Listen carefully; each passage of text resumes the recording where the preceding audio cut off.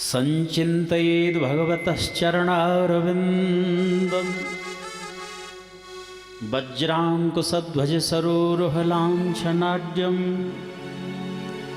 उत्तुङ्गरक्तविलसन् नखचक्रवाल ज्योत्स्नाभिराहतु महद् हृदयान्धकार।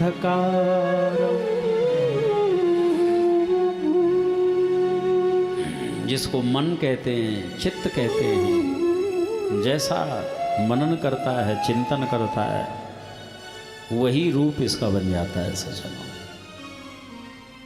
इसीलिए हमारे शास्त्रों में ठाकुर जी के ध्यान का वर्णन है। एक एक अंग का ध्यान करो, भगवान के चरण कमलों का ध्यान करो, चरण चिन्ह रघुवीर के संतन सदा सहायका। जिन चरणों में, पाद पद्मों में वज्र है, अंकुश है, ध्वज है, कमल है, ये दिव्य चिन्ह हैं, इनका ध्यान करने से जितनी ही आपत्तियां हैं, जितने क्लेश हैं, सब समाप्त हो जाते हैं। एक एक अंग का ध्यान करो। ठाकुर जी की आरती भी उतारी जाती है तो देखो एक एक अंग का ध्यान किया जाता है। श्री युगल चरणों में 4 बार उस आरती को बीजक मंत्र का ध्यान करते हुए उतारी आरती। चरणों में 4 बार, नाभि प्रदेश में 2 बार, फिर मुखमंडल की 1 बार, फिर 7 बार सर्वांग की आरती उतारे हैं, पूरे विग्रह की।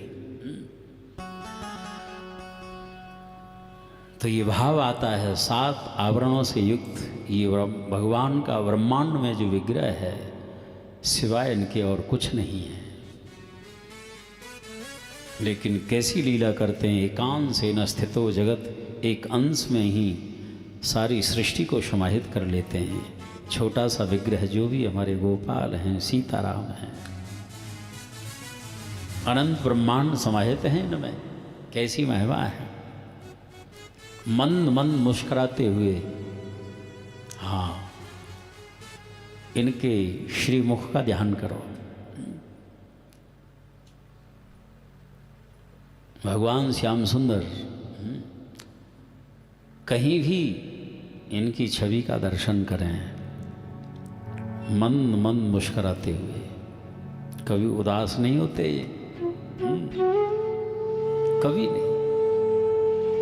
जबकि कितने संघर्ष करते हुए भी मुस्कान जो है, सुस्मितम भाव, हमारे जीवन में भी निरंतर वो मुस्कान बनी रहेगी, कभी उदासी नहीं आएगी।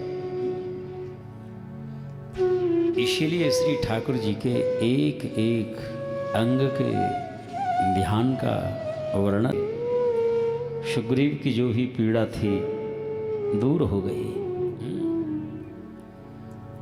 चरण कमल जहाँ ठाकुर जी पधरा देते हैं, वो भूमि कितनी महिमामय हो जाती है। भूमंडल पर जितने भी तीर्थ हैं, धाम हैं, आप देखिए ठाकुर जी की कोई न कोई लीला है। हाँ, चाहे संत के रूप में, आचार्य के रूप में प्रकट हों, और उस स्थान की महिमा जो है अक्षुण्ण हो जाती है। इसलिए ध्यान करना चाहिए पाद पद्मों का। पाताल वेतस्य हि पाद मूलम। और ये लालसा हृदय में अवश्य ही उठनी चाहिए। हे सखे, ये शास्त्र के आधार पर जीव का श्री ठाकुर जी से, परमात्मा से, ईश्वर से सखा का संबंध है। द्वा सुपर्णा सयुजा सखायो। जीवात्मा परमात्मा दोनों सुहृद मित्र हैं, सखा हैं। और इस जीव को ईश्वर की प्रेरणा के अनुसार ही चलना चाहिए।